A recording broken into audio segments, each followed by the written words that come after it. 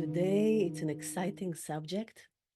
It's the webinar about the price of secrets.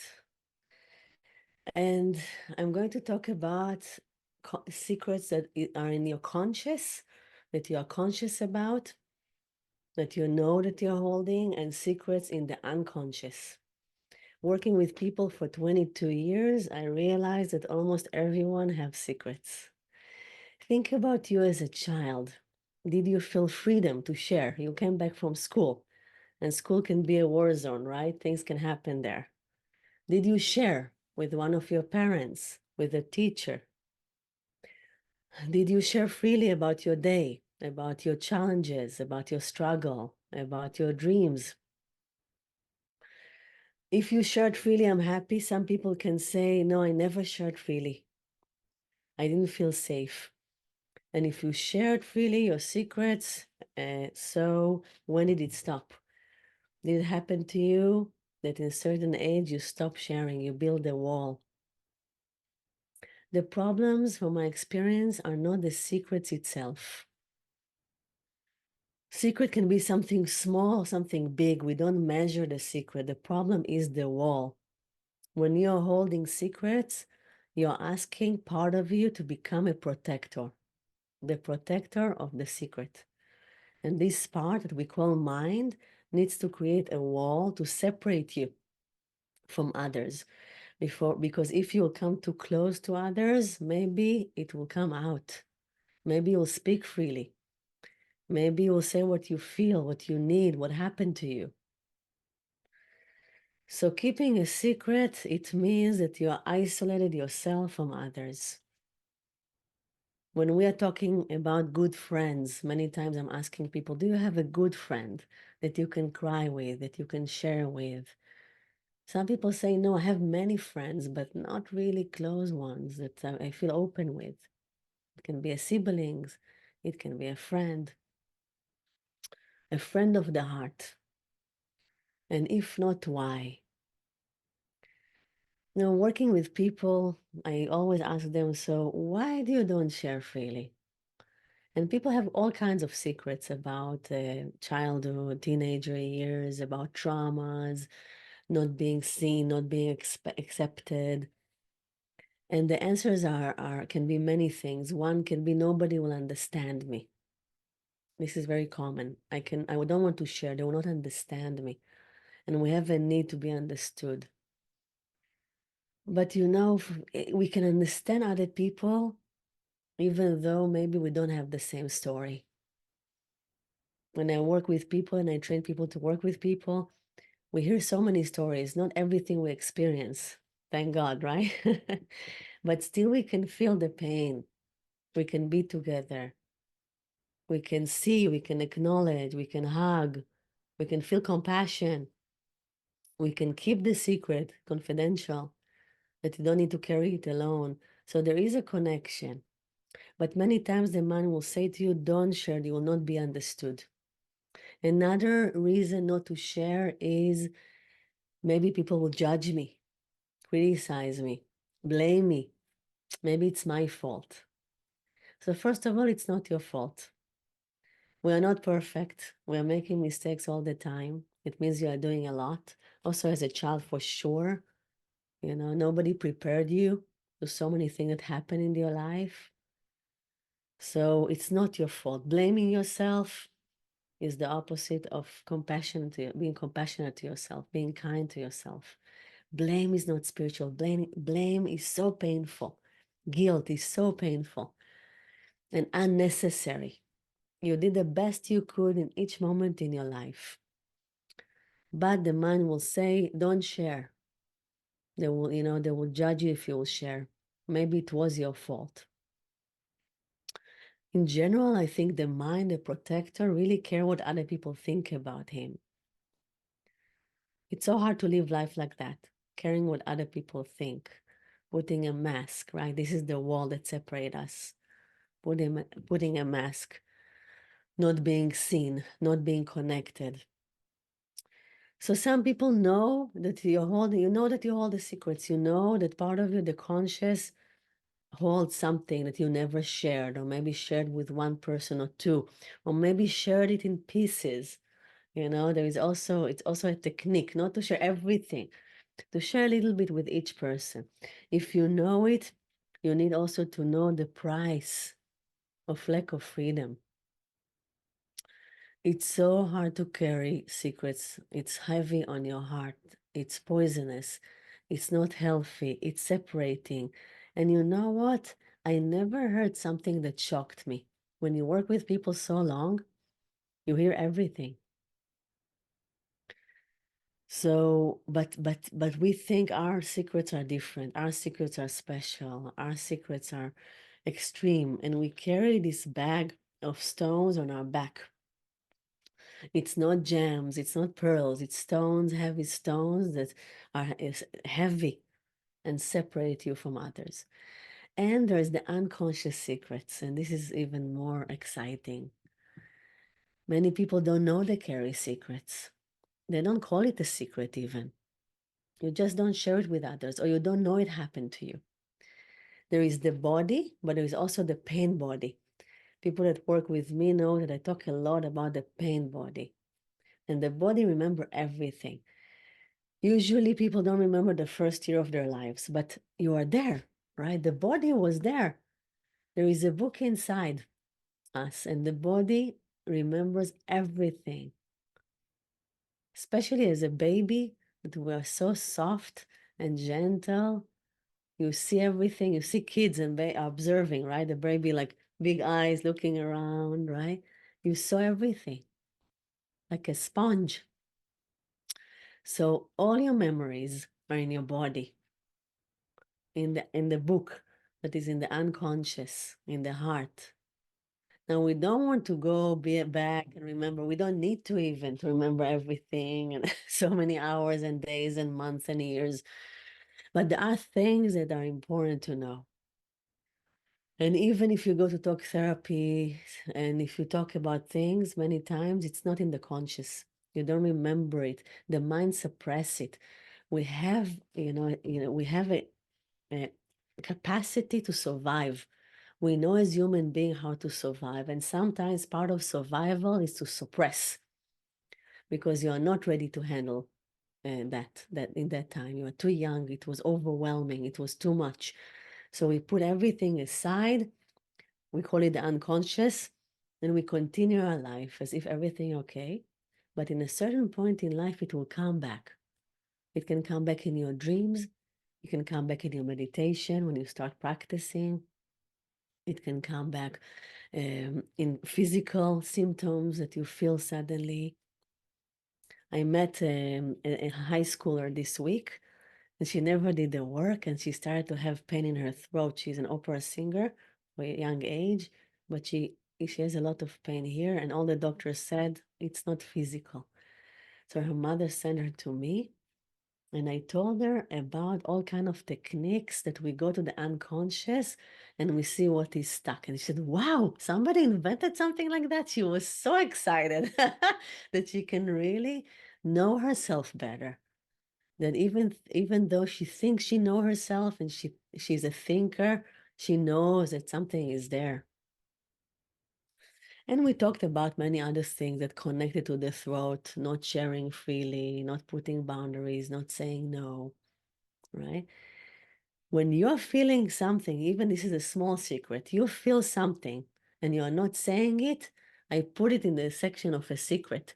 It's not a secret that you hold and you hide and you build a wall and you're afraid to lose control, to drink too much, or to be too close to someone, that the secret will sneak out. It's more things that you have your inner life and the outer life.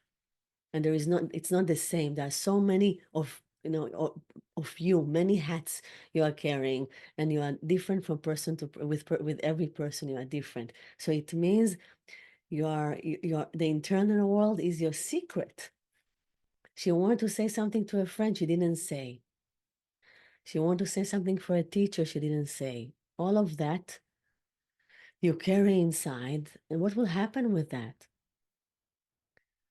There are all kind of things in our personality that will symptoms that will be There, if you are carrying too much. For example, do you know how to ask for help? Asking for help can be very vulnerable, right? People that carry secrets many times, they don't want to ask for help. They don't want to be too close to someone. Do you care what other people think? Do you share freely? What is your relationship with anger? Can you express anger? Are you angry too much? Because when the protector is there to protect the secrets and the inner world, many times anger will be the go-to. It's easy to be angry than to be vulnerable. It's easier to be angry than to cry and to get support because anger will push other people, right? I'm protecting myself. Sometimes we do want to release anger and to express it in a clear way, but to understand that. Can you cry freely? Can you cry freely in front of other people? Or did you? Because people say I can, but I didn't do it for many years. Do you actually do it with people that are closer to you? So all of that will tell us and teach us about you, about the separation, about the wall, about the freedom that you have. Think about a child, and even you as a child or a child that you know, that you see that this child is still free, free. And they can shout, and hit the ground if they want, and they can cry freely or say what they feel or share what happened to them at school, share about exciting things even. Wow, and they're involved with things and everything is a miracle and a mystery, or they're hurt. So they're really hurt and they can move from emotion to emotion freely because we're supposed to move freely emotionally. There is a spectrum of emotion, connection, joy, happiness, oneness. And here, right? Pain, sadness, anger, depression, heaviness. Many times, if we keep it inside, we keep the inner world to ourselves, we limit the spectrum of emotion until it's a line of a dead person, right? We limit it. But if it's a free person, it's okay. You move from emotion to emotion, not in a dramatic way. You're not moody. It's like it will pass so fast, like a child. You're excited, then you see something, then you hear something sad, so you are sad. Then somebody hit you, say I, and you are just ouch. You are just free to express your feelings. This is a free child. Think about your childhood. Were you free? Today we call it courage. We see people that are dancing freely, that are more like free. We call it courage. For kids, it's not courage, it's the only option. Now, if you don't remember anything from your childhood, you don't remember any sensation of being yourself, maybe it started really, really early. One thing I want to ask from you after the webinar, or even now, is to take a paper and a pen, or open a file and try to trace the time you lost your freedom. What happened there? What age was it? Was it before you remember? Really, really early? And somebody told me, I saw my mom as a baby and I was afraid. This is really extreme. So it started really early. Or something happened to you in the first 2, 3 years, so it's hard to remember before that. Or you had a very, very critical or controlling parent, right? And this is connected to fear and you couldn't be yourself. Or when you try to share and you're judged, or you try to share with the parents, but the parents was really stressed.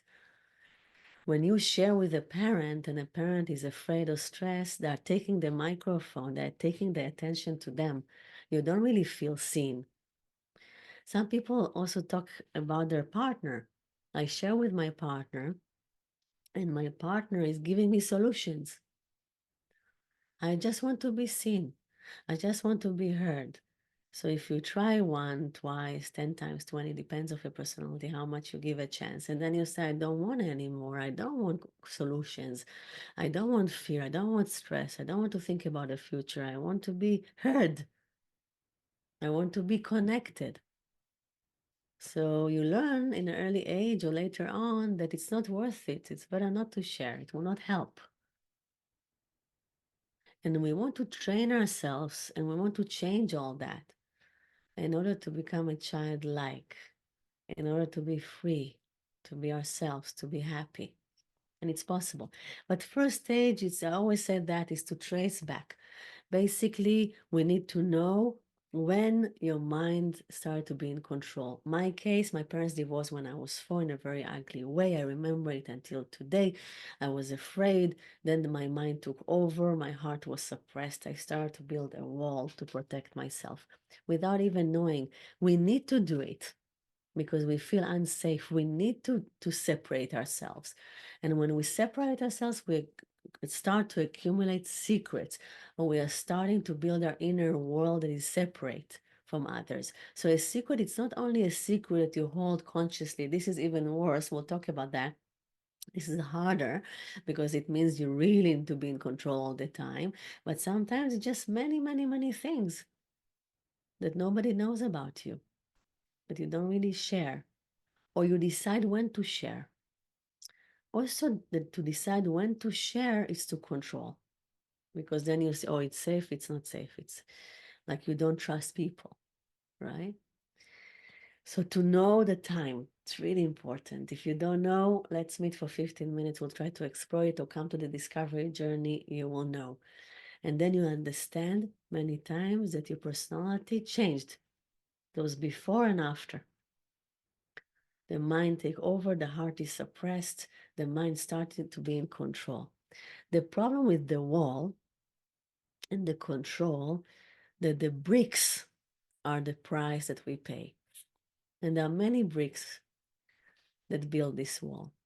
One option is fear and anxiety about life. Many people have anxiety and fear about life, about the future.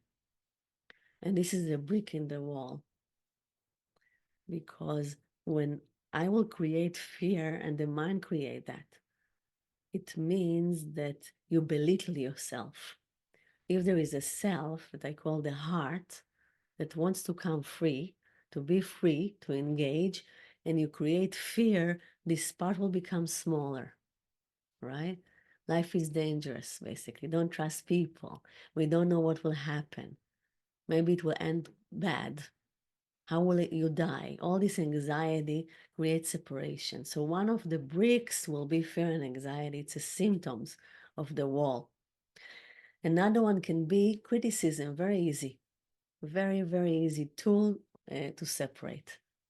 When you criticize others, you separate yourself immediately. So easy to do. I always say, like, if you criticize somebody really badly at your workplace, one of your friends, people that you see, come closer. Be curious. See why, the protector decided to push this person away. Usually, there is a chance it can be your best friend.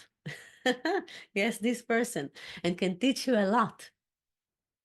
Because one of the tools, one of the bricks is criticism. Criticize others, but in the same time, criticizing ourselves, becoming small. Small, it's easy to protect. If you have a secret or a life that are secret, the mind, the protector, build a wall, and who is behind the wall? Who is behind the wall?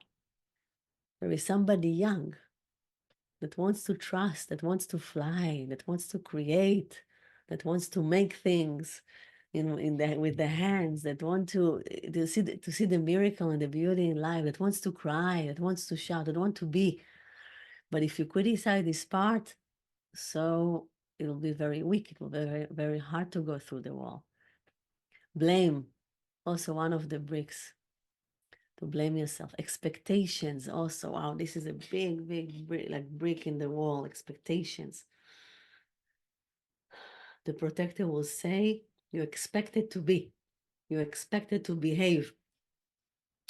This is a big one. And people are starting to follow, like robots, follow rules, follow expectations. You're so far from yourself in the end, if you follow other people's expectations.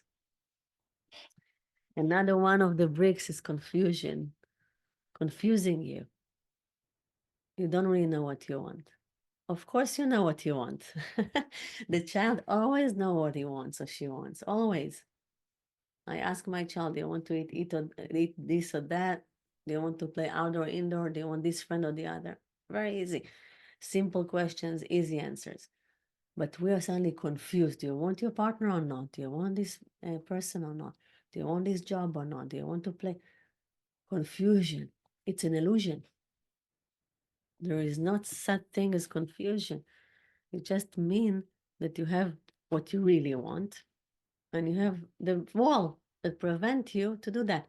And confusion is an amazing brick because then you are stuck, right? If you think, oh, I don't know what to do, so you don't do. Brilliant. And all of that, and there are more bricks I will talk about soon. But I have a question, a riddle for you. What is under the wall? All the bricks are there: confusion, belittling. What is under? Expectations, caring what other people think, right? Status is a big brick. Appreciation, possessions. What is there? You can use the chat if you have an answer. What is hiding there under everything? Because it will be a lot of work, inner work, to work with each brick separately. But there is a way to really understand what is hiding there under the ground, under this wall, and to work faster and to learn how to walk through walls, like the Buddha said. Let's see if somebody wrote something. I'm curious. In the chat, you can write what is hiding there. What is the problem? What we need to deal with? What is the work? By the way, I'm going to talk a few more minutes, but then I'm going to open the stage for questions. And this is very important for me because it will become real. So we'll have 10 minutes, 15 minutes for questions and answers. And we're all here on the same subject, right? The wall, the bricks, the secret, the price. And if you bring yourself, you will receive more. So somebody wrote the heart. So the heart, Julia, is behind the wall, right? The wall is protecting the heart, is protecting the body. But my question is different. There are all kind of bricks, right, in this wall. What is under? What is the source of the protector? Yeah. In the soil, inside, who is hiding there? You are holding this head. Yes, you're holding that. The heart is holding that. All this load, all this heaviness. It's not easy. But we have a winner, Rachel. Rachel said fear. It's all the same. Confusion, expectation, not asking for help, anxiety, criticism, blame. It's all one fear. Inside the soil, there is somebody hiding in the cave, and his name is Igor. And Igor want to make sure that you are staying behind the wall and create fear all the time, create more and more and more fear. Fear of, yes, fear from those emotions. Many people say to me, I cannot open that. If I will open, I will collapse. It's too much. It's not true. It's all fear. If you believe Igor, it will be very hard for you to break free, to walk through the wall. We don't want to break the wall. We just want to walk through the wall like magic. You need to look at the eyes of Igor and win. Who will win, you or him? And this is the question, and this is the work. Everything else is words and stories and narrative and going around. Yeah. And walking with fear is fun. I love it. It's real. It's not easy, but this is the best thing we can do. By the way, I'm starting a group today, noon to 1:15. There is still spots there. If you are spontaneous and you want to learn about the fear Start to practice. We'll talk about practice soon. Start to work with Igor. Start to see. Sometimes you just walk through the wall and you feel the freedom and you say, wow, this is the way I want to feel. Many people say to me, it's the first time. I didn't know I'm so stressed. I didn't know I'm afraid. I didn't know I'm so stiff. And then you feel suddenly, but then you go back, right? Because it's work. It's inner work to walk through the wall. So we are starting a group soon. I'm very excited at noon, 6 weeks group, 75 minutes every week. Every time we touch a different subject, but it's all about fear and emotions. I'm going to share here the link with you. Trust in yourself with no fear. Yes, yes, that's what I wish for you. Trusting yourself. Trusting yourself will help with stress. People that don't trust themselves, they're stressed, they're over-prepared for the near future, for job interview, for things. They prepare and prepare and prepare. But we want to learn to trust ourselves. This is one thing, to trust yourself. But another thing is to trust life. It will help with anxiety. Some people are afraid from the long-term future. But to do all that, it's not easy. In one hand, there are tools to do it. We have ways to do it. It's possible. It's possible for sure to do it. In the other way, we need to be brave to go back to find our fear. When is the first time in your life you felt fear? I want you to have this answer. If you don't have this answer, do the journey. You will find the answer and you'll find the solutions. But you need to know the journey of your soul. It's so beautiful, when we work together to understand what happened free, to your free soul. You came here. I want to believe that people come free. And then what happened? What did you meet? When did you feel sadness? When did you feel fear? Did you feel alone? Did you feel supported? Did you feel safe? If not, when did it start? And then slowly the control is there, the wall is there, secrets are being accumulated. You're suddenly alone. It's hard to build relationship. It's hard to get closer. You are getting older and you are alone. You think you want a partner. You think you trust people, but inside, no, because do you know who is managing your life and leading your life? Igor. Igor is leading your life there in the, under, like we're like puppet on, strings, and he's telling you what to do, who to trust, what to say, what not to say, what to wear. The control can be so strong, and so many people are not aware of how much they control themselves. The best is to ask people around you, your ex-partner, for example, your friends, your kids, people that sees you, and you'll discover what they will say to you, especially people that are doing the work. Because Igor prefer you not to know, prefer you to think that you are okay, that the problem is outside.